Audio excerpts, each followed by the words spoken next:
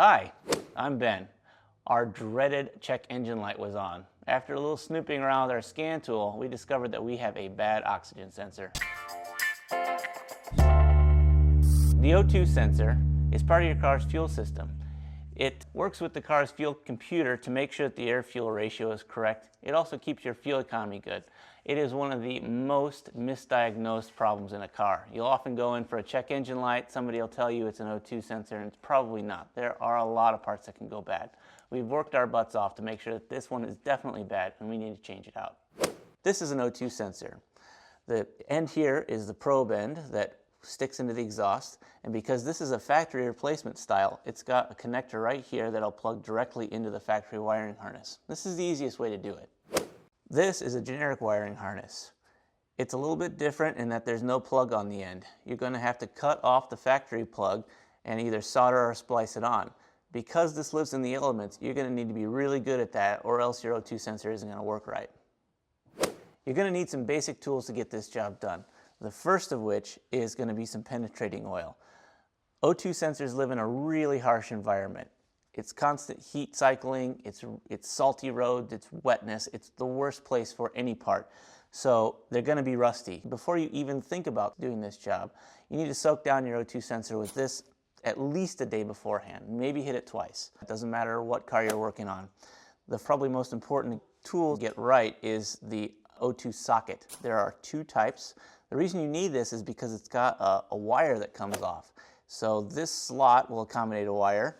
This is another kind for the same reason. It's got a slot cut in the side that you can thread the wire through. You can use these with your normal socket set. The last tool you'll want, if you can find it, is called a thread chaser. When the O2 sensor gets pulled out, it might leave a little galling. So what you do is you thread this into that hole. It's called a bung hole, it really is. And when you pull it out, the threads are all cleaned up.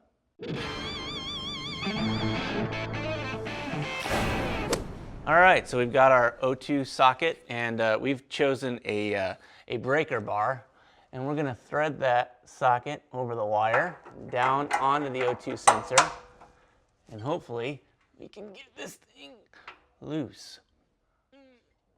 Yeah, that could have been worse. All right, so we'll pull that off, set that aside, and this one we can thread out now.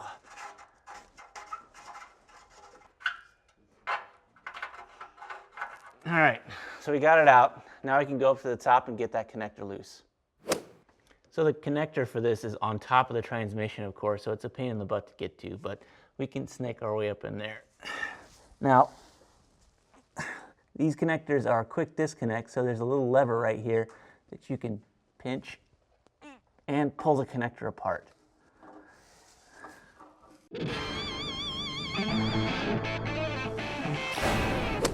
All right, so we're ready to install the new one.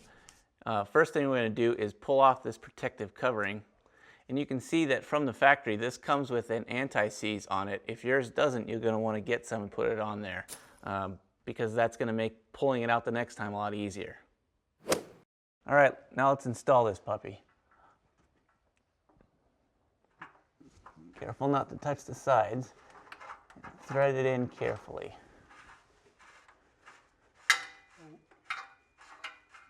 There we go. And we'll torque that down a little bit. Got it. All right, now we're going to put the new connector in. It's as easy as snaking this one up, making the connection. Just like that.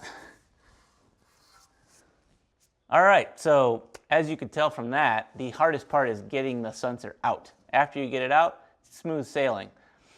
And if you're cheapskate like me, you've saved probably about $200. If you have any questions about this job, leave them in the comment section or shoot me an email. We'll try to set them up in a video chat.